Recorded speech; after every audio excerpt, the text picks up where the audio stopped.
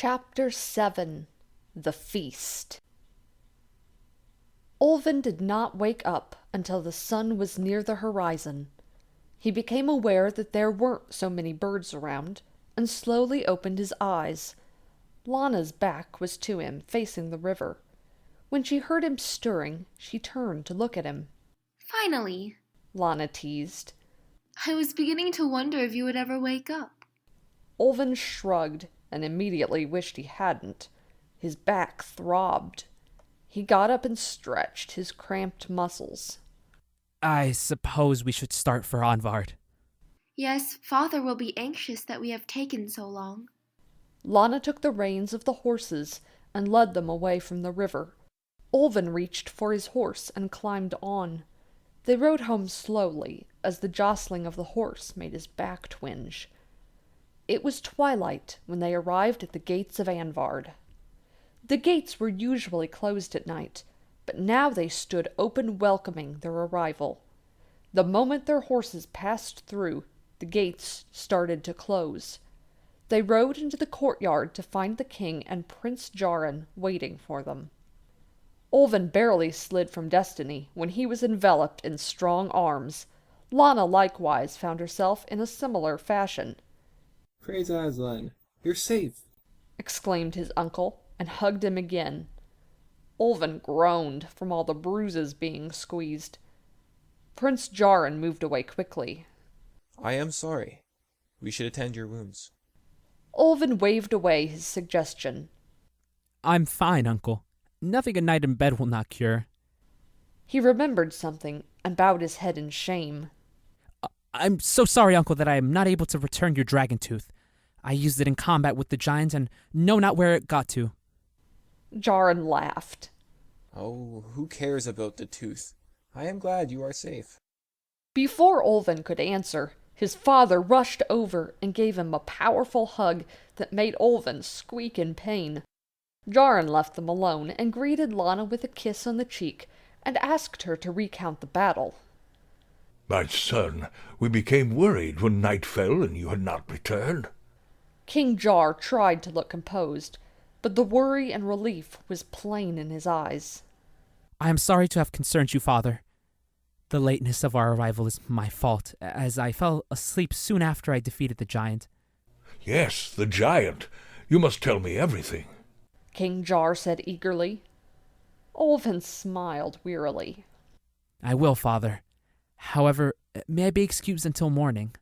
I am still quite exhausted. "Of course, my boy." The prince took his leave and entered his chambers. He sent away the servants that had come to attend him, and tumbled into bed, armor and all. He was asleep as soon as his head hit the pillow. He awoke in the morning more stiff than ever, and soon discovered the source of his problem.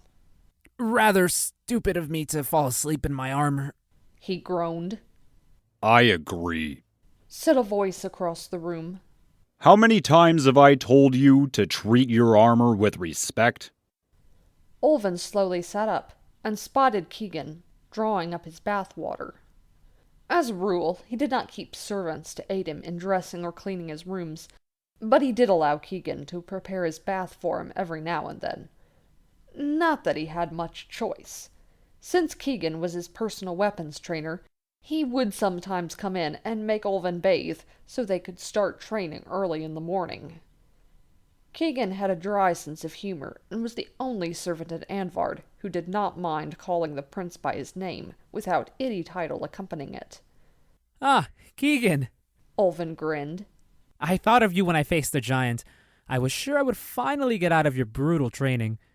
"I am afraid you cannot escape me that easily," he said dryly. We're not going to fight today, are we? Olvin asked with some alarm. I personally think I should get a day off for my noble deed yesterday. Keegan shook his head woefully.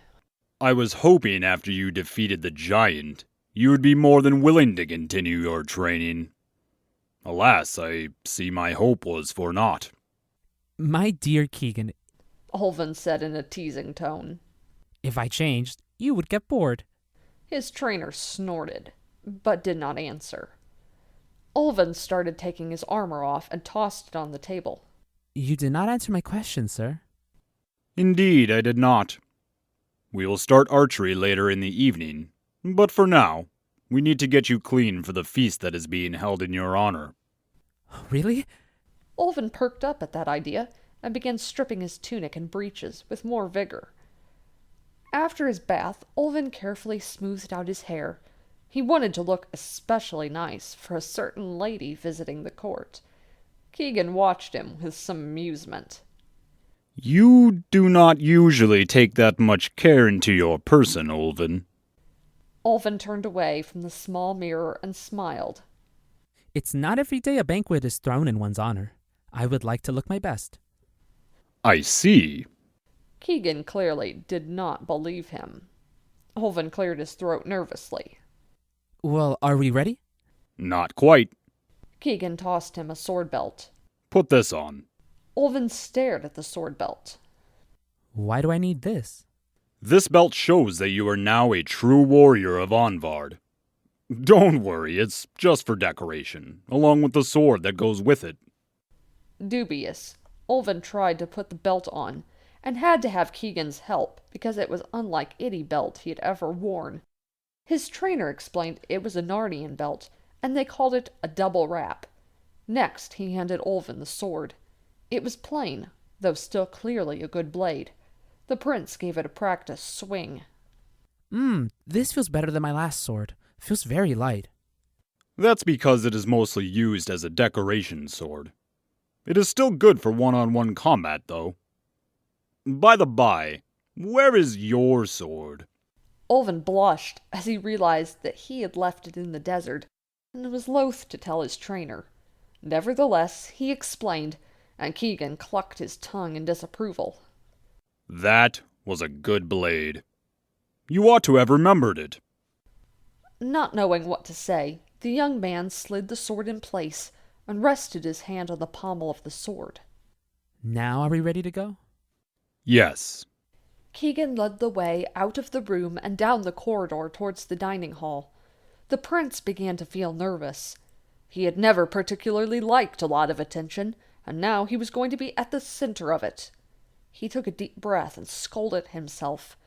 After all, he had been excited not moments before. He would be king when his father was gone, so he might as well get used to the idea of people staring at him.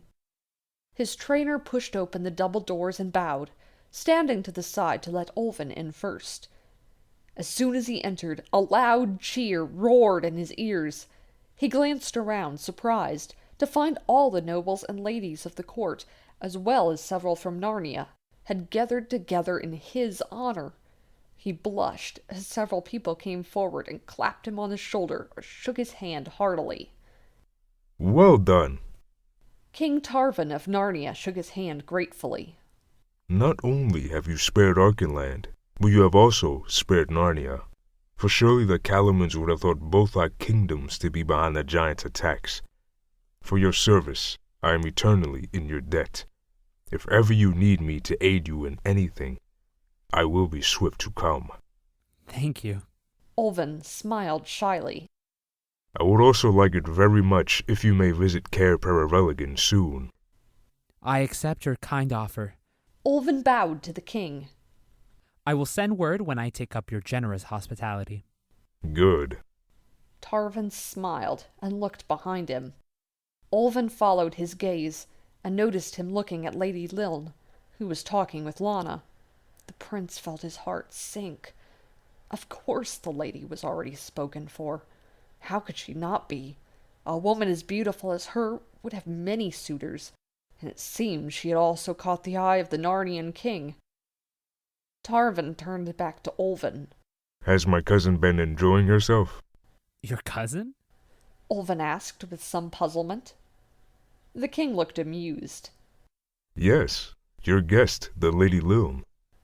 Olvin was not entirely sure what his expression was like, but it seemed to entertain Tarvan to no end.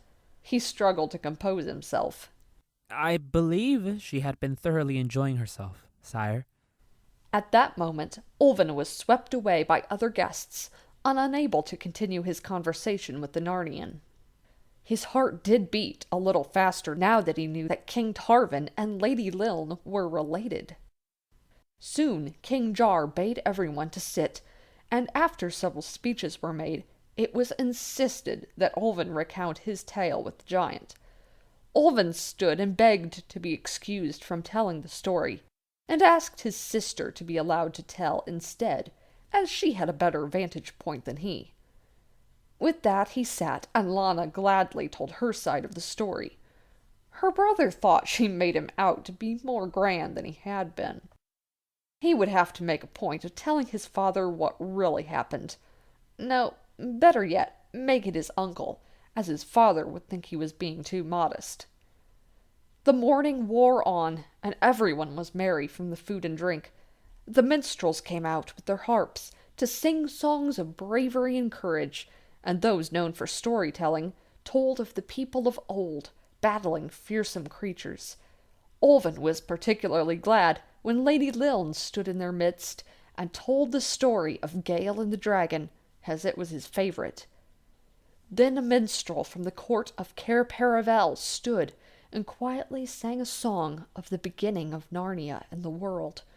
The words moved Olvin, and he listened, spellbound.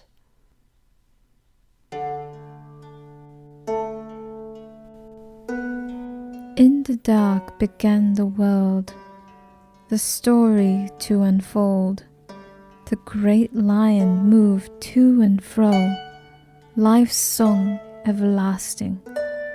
Out burst the animals, both great and small. With a touch of his nose, a few he chose. In the land of Narnia, where the spirit of the lion remains. The world was not yet a day old when a shadow fell over it, the evil and terrible Jadis. To rule forever was her heart's desire. Only one could save Narnia with the help of the lion. Lord Diggory did ring the bell. Only he could make all well.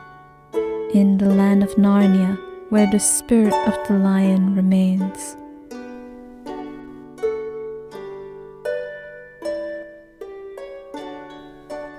With a final heave, the great horse sledge did carry the lord and lady away. The shadows spread like wildfire, and evil entered the hearts of all. Forbidden fruit did the evil queen eat, gaining her wish to youth and beauty. Hard-pressed was she to tempt the son of Adam, but he heeded the call of Aslan to turn away. In the land of Narnia, where the spirit of the lion remains. Fly back they did, and not a moment too soon. An apple from the tree the son of Adam planted.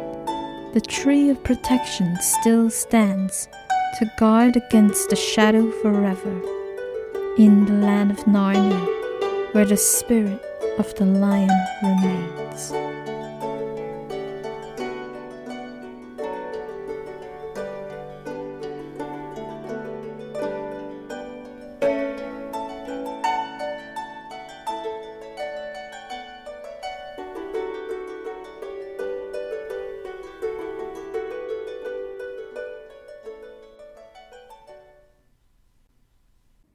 There were other songs sung, and finally everyone began to disperse as the feast waned.